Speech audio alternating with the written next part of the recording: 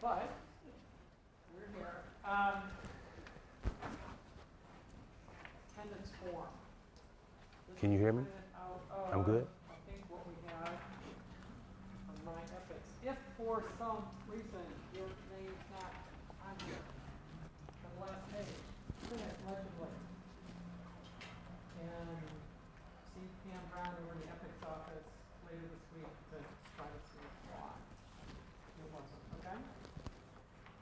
You could pass that down. Do not leave without signing this. Today you're in for a treat. You're going to hear a speaker we've been trying to get in the fall. He was too busy with his day job. Mr. Williams, Calvin Williams, is a Purdue grad, so he was in. Did you ever have any? RHI when I was here. RHI? HTM now. Did you ever have any classes in the Quanta Huts that were here? No. Calvin went out and played football for Purdue. Then he played for some team that they won some awards this year. They all teams in Philadelphia for a while, and he came back to Purdue and is an associate athletic director. And working over in the athletic office. He and his wife.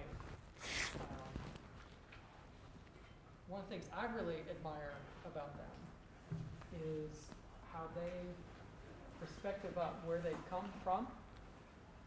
So while he came back to his alma mater to make an impact here, they also do a lot to help the city of Baltimore and with that. So he is a leader here on campus.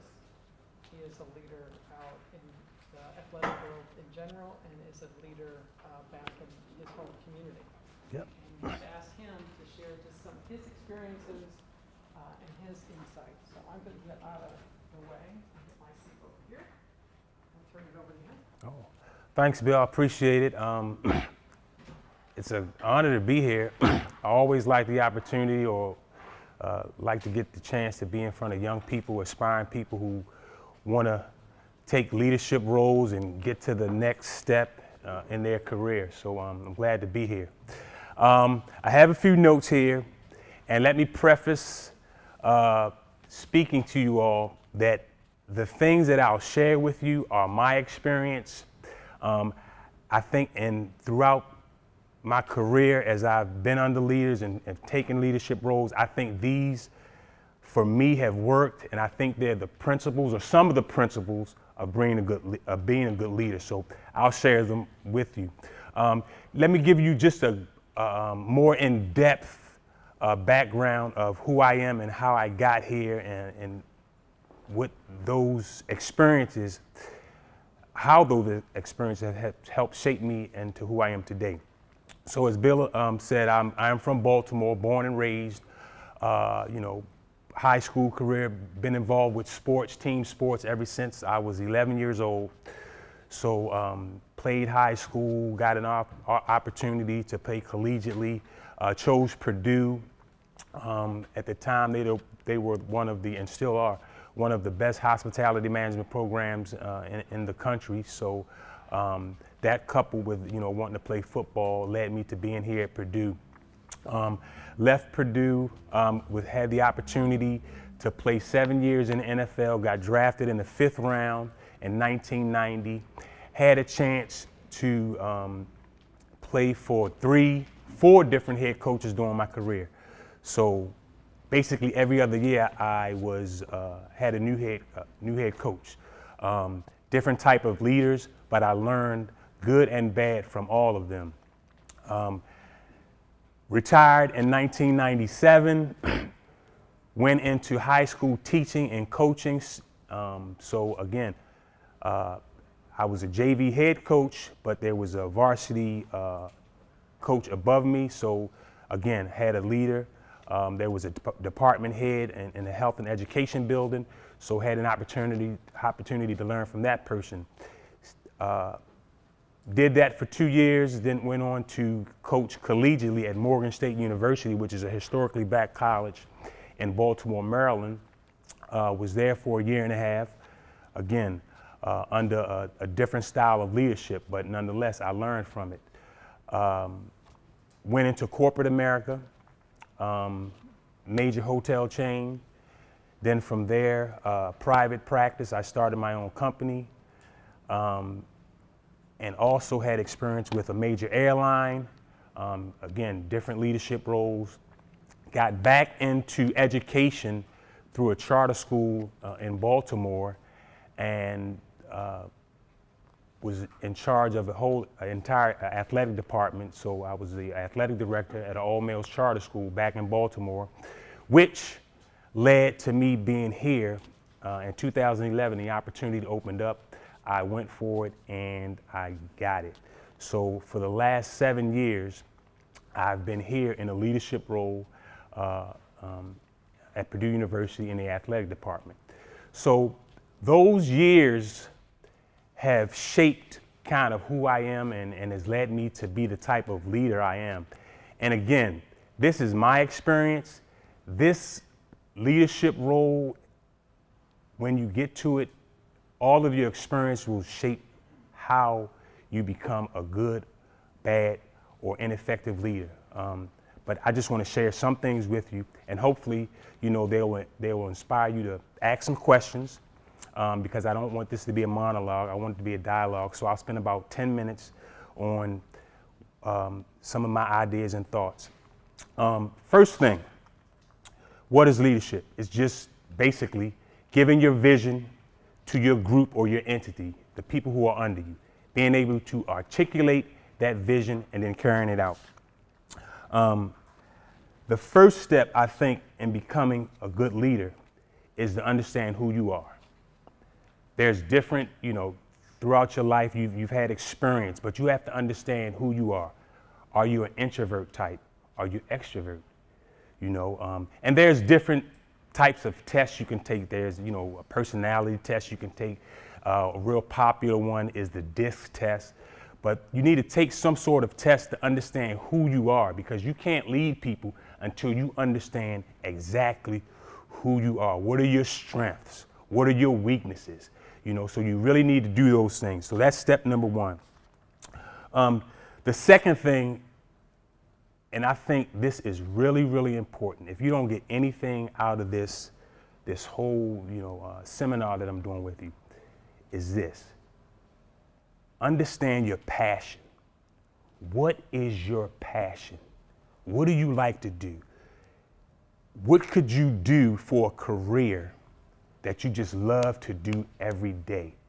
You have to find your passion. I can't emphasize it enough. A lot of times we're taught, we go through college, you know, we get that first job that pays us the most money. I'm telling you now, don't chase money. I'm gonna say it again. Don't chase money. The money will find you. You have to find your passion. My passion growing up was football. I wanted to play in the NFL. That's what I wanted to do. Play in the NFL, own my own restaurant. That's what my goal was. And that's what I love to do. It was very, very hard. 2-a-day practices, 3-a-day practices. But the pain of wanting to play in the NFL far outweighed the pain of training. But that was my passion. It was work, but I didn't really view it as work. So that's the, you know, the second thing. Find your passion. Understand who you are. Find your passion. Once you find your passion, you're in that career, you know, if you're an entrepreneur, you're working in corporate America, you know, different levels of management, you have to articulate what your vision is. You know, tell the people what it is you want them to do. What is the mission? Be able to articulate that vision, put it to the people, and then watch the mission carry itself out.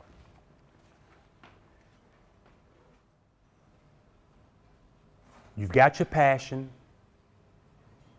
you articulated the vision, you got the people in place. Once you have the people in place, trust. You got to trust people and let them do their job. There's nothing worse than having a person that's a micromanager. You know, you tell somebody to do something, then you're looking over their shoulder. You never want to do that. That's not a good feeling. And then once you get that stigma or stereotype around your office or your corporate place of business, if you get the stereotype of being a micromanager, the vision won't be able to be carried out because people won't trust you. You have to trust them. You know, it's going to be a journey. You're going to fail. You're going to fail. It happens. If you don't fail sometime in your lifespan, then you're not trying hard enough. So don't get scared to fail. A lot of times we get failed. A lot of dreams and visions and great ideas have gone to the grave because people were afraid to fail. Don't be afraid to fail. You're going to have to tweak it. You're going to be up and downs, but don't get discouraged. But the biggest thing is you have to trust your people. Trust, trust, trust. Change. The next thing, change. Change is inevitable. Things are going to change. If you cannot embrace change, you're not going to succeed as a leader. You're just not. And you're not going to grow. If you're open to change, then you're apt to grow. If you're not open to change, you're going to stunt your growth. You have to be open to change, particularly in today's world. You guys are the tech savvy ones, so you know how things come and go. You got iPhone 10 today. Tomorrow, next year, it'll be something else. In 3 months, Samsung will do something. Apple's got a counter, and it's always changing. And that's the challenge for the older group, you know, my generation and beyond. You know, we have to adapt to change. Change is coming so fast, it's different for us. And sometimes, you know, when you talk about Generation X, which is my generation, a lot of us aren't apt to change. But you guys have to be willing to change and adjust, tweak things, but don't be afraid to fail. Another big thing, culture. You have to build your culture. How do you build your culture? You gotta be a people person. If you're an introvert by nature, you gotta get out of that box. You gotta get out of the box. Build that culture. That is so important when you're talking about building an organization and being a great leader. You have to know your people. That's one of the biggest things that I do. That's probably one of my strengths, is getting to know people. I'm in an office probably 8 o'clock in the morning till 2:30 in the afternoon. And everybody, or the sports I oversee, will tell you by 3 o'clock, I'm out on the floor. I'm having conversations with our student athletes, with our coaches, getting to know them on a first name basis. I don't care if they're a custodian within our athletic department. I don't care what their position is. I can name them all right now. And that's important. When people know you love and care for them, they'll go through a wall for you. People don't care how much you know until they know how much you care. Remember that. People don't care how much you know until they know how much you care. You have to get to know your people. You can't just get to know them in the office. Whether it's Christmas parties or outings, you have to get to know them. Understand who they are. What makes them tick? What kind of day are they having? What's going on in their lives? It could affect their job performance. A lot of times, you know, you can feel a certain way about a person, you get to know them, and then you have a paradigm shift. Because now I understand. Now you can get you can get better production out of the person because you know them. So get to know your people. Build that culture. Build a family culture. We say in our athletic department, family culture, but we put meat behind it. You know, we get to know our student athletes. I can challenge you right now to go over to track, softball, volleyball, cross country, or wrestling, And if you have classes with them, you can ask the student athletes, do they know who Calvin Williams is? And I'll guarantee you they'll say yes. Have you ever had a conversation with him? They'll say yes. And on a lot of occasions, I know their families, because when they come to the events, whether it be wrestling, track and field, volleyball, I'll get to know the families. We're in the people business. If you're a leader, you're in the people business. You have to get to know your people, and you have to build that culture. Very important. Understand who you're leading. The next principle. You got to understand who you're leading. I'm Generation X. Let me backtrack. Baby boomers. Baby boomers are pretty much going to retirement. In the next 5 years, the baby boomers will probably be fully retired. That generation is different from Generation X, which is my generation, roughly around 1965 to 1980. You guys are probably in the millennials, the younger millennials. And then you have, if you're a freshman, depending on what research you look into, you're Generation Z. So you have to understand who you are leading. If I'm leading the baby boomer, steady Eddie, strong, dedicated to their work. Generation X, we're not too sure. A lot was going on, not too good when we were growing up. Iran-Contra, gas shortages, layoffs.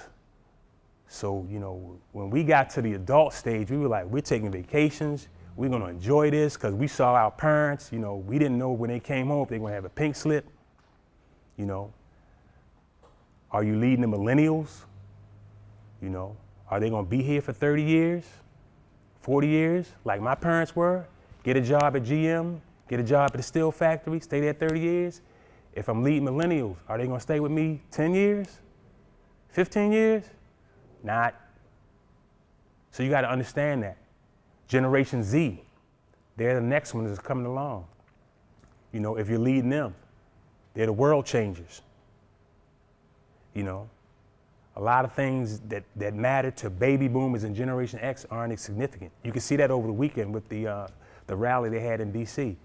They're much more inclusive, multiracial. So they're going to be world changers. And I have to understand that as a leader, as student athletes coming in, as a coach, as the athletic director, my boss. I need to know those things because it affects how you communicate. You can't communicate to a baby boomer the same way you would communicate to a millennial. It's different. And you guys need to know that. So understand who you're leading. We talked about change.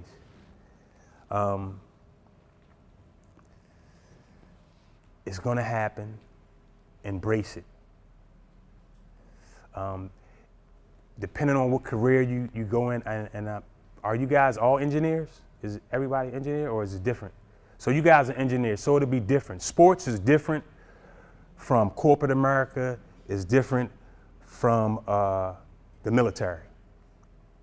But in all of this, you gotta have some fun. Don't take any of this too serious. Enjoy what you're doing. For me, sports, it's been great. If I were in a hiring position and I had to hire an athlete, I'd do it in a minute. Because what I've found is, and myself as a perfect example, athletes, not saying that everybody can't, but we've been put in a position to change and change so quickly that we don't even think about it. We just do it. We have to do it all the time. You have a game plan. I'm a football player. We got a game plan. This is what we're gonna do. Step 1, 2, 3. Halftime, we're down 23-0. You think we're gonna go out there with the same game plan? No, we gotta change it. So we go in the locker room. Coach has got about 5 minutes for him and his assistant coaches to get in the room because we're hydrating, you know, trying to get fluids and potassium in us. So they're throwing the game plan out the window, coming up with something else. 5 minutes, they have to articulate the new game plan, have us execute it so we can try and win. So that's, you know, change it happens, and you got to be able to pivot, go fast, but in all this, have fun. Have fun. Don't take it too serious.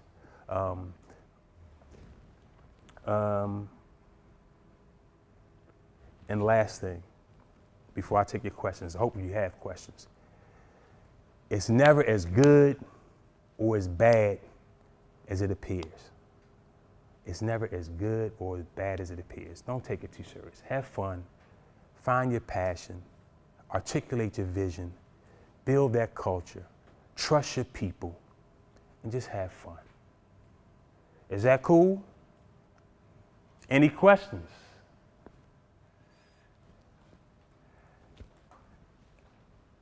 Yes, sir. So you kind of touched on change a little bit, quite a bit. And I know that in your collegiate and your NFL career, you had multiple different head coaches, multiple different quarterbacks, even wide receivers, and Yes. players around you. What was one way that you were able to always cope with that change and really stay up to date, up to speed on everything? How was I able to cope with change in the midst of all the changes that were happening around me was the question. So I think instinctively, you know, you look at your surroundings. Take, for example, when I was here at Purdue. I never had a coaching change. I didn't really understand what a coaching change is. So I was recruited by one coach. 2 years in, he was fired, brought in a new coach. So, I mean, I had options. I could transfer. I really didn't think about transferring. I liked Purdue. I came here for football because I wanted to get to the NFL, but I also wanted to come to Purdue to get my HRI degree. So, that's a HRI? I mean, RHI. So I just instinctively just did what I had to do. I had a goal in mind, and I wasn't going to let anything sidetrack me. So I just, you know, when a new leader came in, I bought into the vision, I adapted, and I made lemonade out of lemons, basically. I mean, just put it frankly, you know, you can decide to leave, or you can decide to stick it out. And, you know, but the bigger picture for me was that I came to Purdue not only for football, but for a good education. And it's paid off for me. Good question. Yes, sir. Just football. What positions did you play, and then what was your highlight of the NFL? Okay, so I played wide receiver. And I would say the highlight of my career was 1994. My best game ever. 9 catches, 181 yards, 3 touchdowns, and I made the winning touchdown against the Washington Redskins with 3 seconds left on the clock. So it was a winning touchdown, and I was the NFL Player of the Week. So that was kind of the highlight of my career. 308 catches in my career, and maybe I should have given these to you guys, but I mean, it means something to me, and I know the numbers, but I'm not the type of, I know the numbers. So 308 catches, 35 touchdowns, and maybe 3,900 yards over my total career. So not too shabby. I mean, I put in work. I was played in 100 games, started 85 of those games. Was a 5th rounder. So to be a 5th rounder and be a starter as a rookie is pretty rare. But again, I was focused.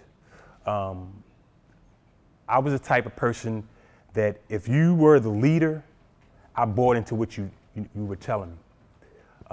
Some of it, in retrospect, was not always good, but I bought in. And maybe that's an attribute to the leader, that he sold me on, the vision. But I also had a destiny in mind and a goal in mind and things I wanted to do. So, yeah, good question. Yes, sir. It seems like throughout your career you had leadership positions as well as non-leadership positions. Yeah. In like the non-leadership positions, how were you able to build your leadership skills? How was I able to build my leadership skills in my non-leadership position? Watch and observe. Everybody, even in a subordinate role, I learn from everybody. I mean, I'll sit and observe. By nature, I'm not the person that's going to come in the room and just blow it up. I mean, I'm kind of a sit back and observe. I'm not that D personality, that person who has to be right all the time. I don't care about getting credit. I just want to get the job done. And if, I've taken the disc, and that's kind of who I am. I'm a great supporter. I like defined goals, and let's go out and get it. So in my subordinate roles, which I wasn't a leader, I just watched and observed, and I took notes, and I watched how other people other than me, reacted to that leader. And that kind of told me, is he doing it the right way? And then once you start reading books, you have to always read. I mean, you never stop learning. And there's some good stuff out there. I don't prescribe to all of it, but I pick, just like, you've had leaders throughout this series. Somebody might get a nugget from me. You might get a nugget from someone else, but you just got to, pick and choose. That's why I preface this with saying this is what works for me. And I think if you talk to a lot of leaders, they'll say a lot of the same things that I'm saying. Trust, know who you are, articulate your vision. You got to have fun. But, I just watch and observe, and I'm still watching and observing. And one of the things that sometimes leaders haven't done in the past that I think is so very important is be brutally honest. I like being honest. If you're a wide receiver and, you think you're a Division I athlete and I'm seeing Division III, then I need to tell you that. If you ask me. Now, I don't want to shatter people's dreams, but the football business is a now business, and they don't waste time. It's too much money involved. You're in or out. If you don't get it, boop. And that's kind of, my mindset. I have compassion, but it's just when you're in that business, it moves fast and you got to get it quick. And, I just observe leaders and, take my cues. Good stuff I keep, bad stuff I throw out. I grew up under that old school style. Yell, yell, yell, yell. And one of my first leadership roles was coaching a 5- and 6-year-old tackle football team. And here I am, old school coach. Doesn't work. You have to teach. And that's when you find out if you're a good coach or a good leader. Can you actually teach? Because in my mindset, I was like, okay, I'm a receiver. I got it. I tell you to go down and turn right. They not going down and turn right. All they want to do is jump on the pile and keep jumping on the pile. So you have to, revamp your stuff and figure it out. But I've had a plethora of different leadership roles. And I didn't even mention that until this came out. But yeah, I've coached 5-, 6-year-olds. I've coached females, teaching them how to play badminton when I was coaching high school with young ladies who had never picked up a racket, and it just shapes you, man. And it makes you become a well-rounded person when you